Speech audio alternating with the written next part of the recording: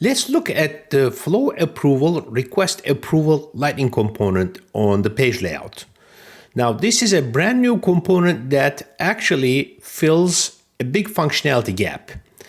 We didn't have a way for flow approvals to start a flow approval from a screen flow. There was no action for it. So what we had to do was check a checkbox on the record or something like that and launch a record-triggered flow approval. And that also meant there was no way to add that to a quick action button on the record page layout. Now, if you wanted to start an approval from the record page layout, you kind of had to create a button and invoke the URL method. And we have done that.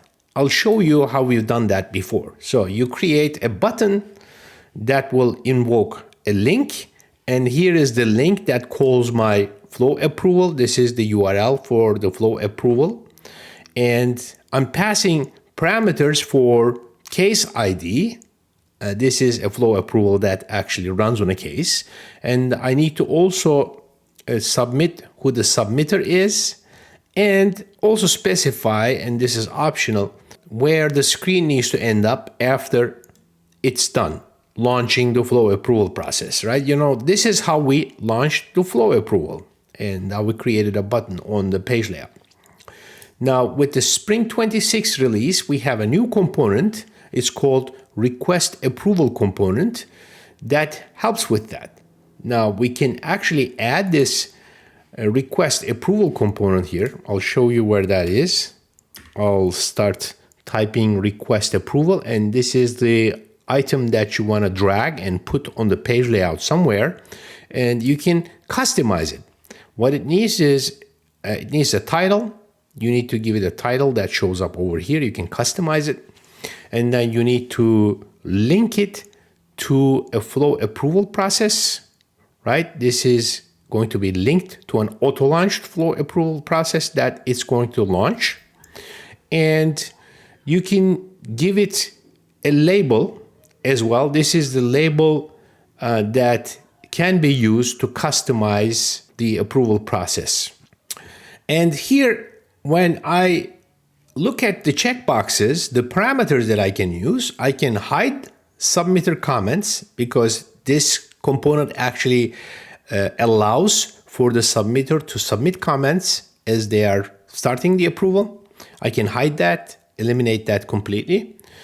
Or I can also decide whether to require or not the submitter to select an approver. So there is a first approver resource that I may or may have not used in my auto-launched flow approval that the user can pass into the flow approval process. So if I have used that first approver resource in the flow approval, I can allow the user to submit the first approver. They can customize it at the time they are submitting. I don't know what the use case would be for that, and you know how I would control who the first approver should be.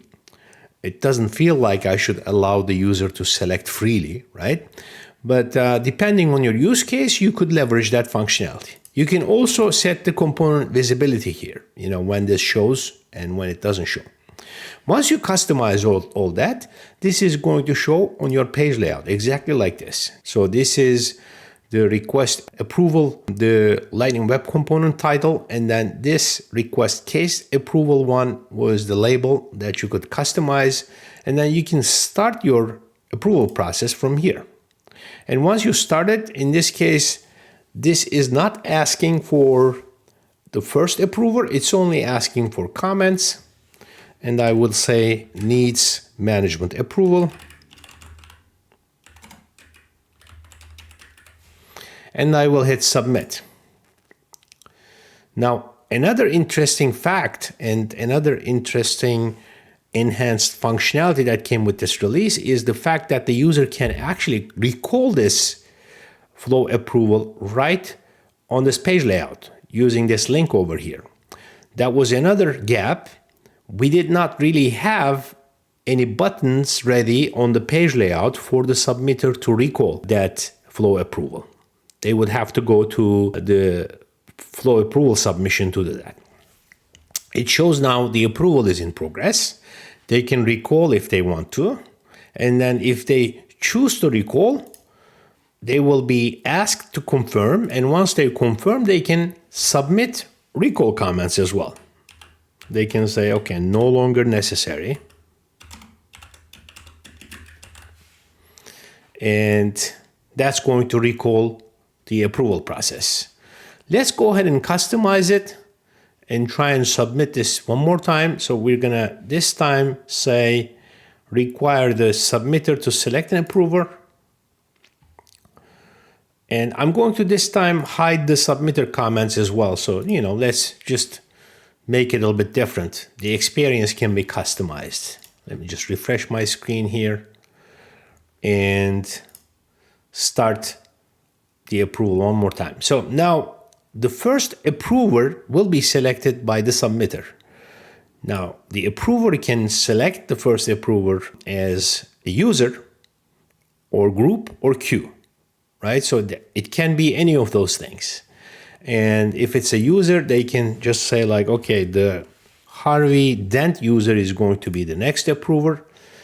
If you have used the first approver resource in your auto-launched flow approval, this is going to be useful. It's going to go to this user as the first approver. That's going to be the first approval step.